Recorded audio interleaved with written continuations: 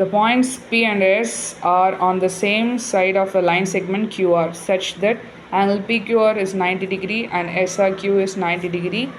PQ equal to SR is a condition.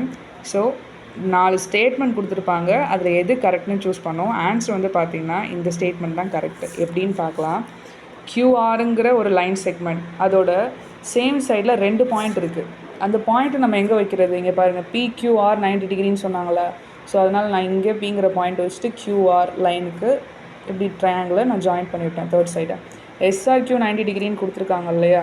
So அதனால் இங்கே எஸ்ங்கிற point வச்சுட்டு SRQக்கு இந்த தேர்ட் சைடை ஜாயின் பண்ணிட்டேன். இப்போ ரெண்டுத்தையும் தனித்தனியாக பிரித்து எழுதுகிறேன். இப்போ பாருங்கள், PQ ஈக்குவல் டு SRன்னு கொஸ்டின்லேயே கண்டிஷன் இருக்குது. இந்த 2 ட்ரையாங்கிளுமே வந்து சேம் சைடை தான் ஷேர் பண்ணியிருக்கு. கரெக்ட்.